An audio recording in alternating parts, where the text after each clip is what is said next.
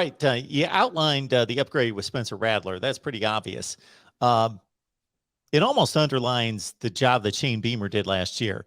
Who in the world starts four different quarterbacks each 3 games, still pulls out a 7-6 season, beats the likes of Auburn and Florida down the stretch, and then North Carolina and Sam Howell in a bowl game?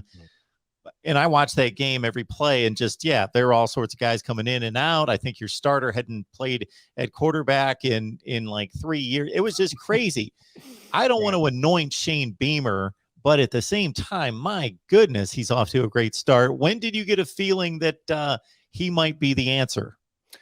I loved the hire from the second it happened. And I just felt like, when it first went down, right? And I was not a Will Muschamp guy, to say the least, Mark. One of my big breakthroughs in business, and I feel like as a content creator, that you have certain moments, certain clips, certain things that happen that sort of put you on the map, if you will. If you did not know, after the UNC game, and this just shows how life comes full circle, after the North Carolina game in 2019, I was probably the first one of the loudest voices, one of the first loud voices to go on record and say, fire Will Muschamp. I didn't think he was the guy. It just showed to me after you got embarrassed in the bowl game in 2018 against Virginia in the same building, and you had 7 months to get ready for the North Carolina game, and you had all these veteran players, and you felt like it was going to be a bounce-back season, to not be more prepared than you were. I just felt like, and then you factored in what he did at Florida.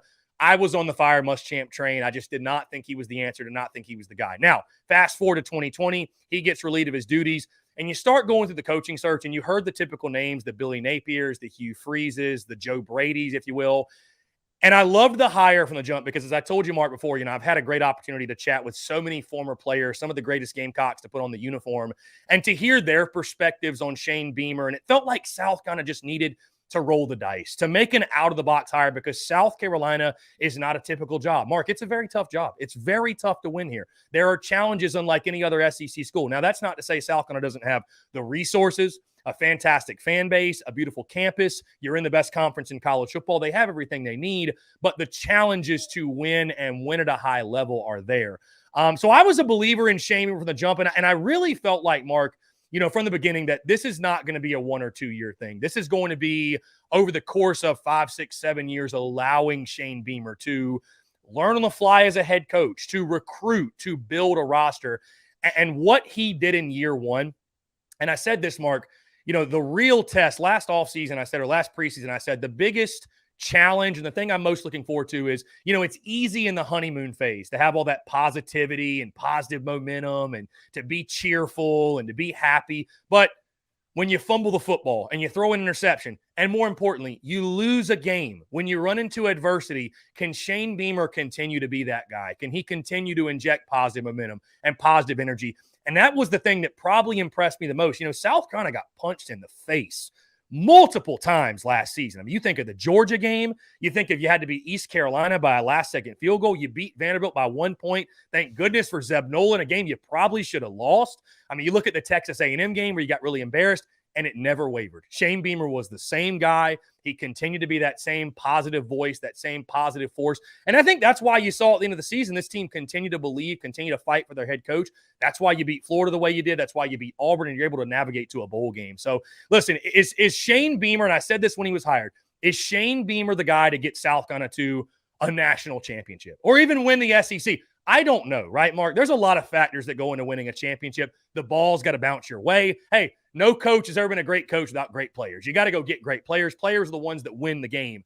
But I will say this, I feel confident that if nothing else, Shane Beamer is going to leave South Carolina football in a much better place than he found it. And that may not sound like a lot, but in today's day and age where coaches are just leaving left and right, I think that is saying a lot for South Carolina football. And he was the guy they absolutely needed, because when the Muschamp era went down, this was a fan base and a program that needed a proverbial hug, if you will. I mean, that's really how it felt. So I think Beamer's the perfect fit for South Carolina. Again, he's a guy that was on the staff when the Gamecocks went to the SEC championship in 2010. He's seen South Carolina football at its best, and he knows what it takes to get it there. Again, what is the ceiling as him as head coach? I don't know. Only time will tell, but I feel very confident in him as head coach, what he's doing. Again, all that positive energy, positive momentum. And now, you win some games. And now, of course, that momentum and hype is sky high right now. And I think that's the reason, you're seeing guys like Spencer Rattler and Austin Stogner and Christian Beal-Smith and Antoine Wells and Terrell Dawkins, Devontae Reed, and all these guys in the transfer portal and all these freshmen they recruited that look at South Gunna and say, you know what, I want to play for that guy. They want to go where it's fun. They want to go where the winning is. And South Gunna is getting closer and closer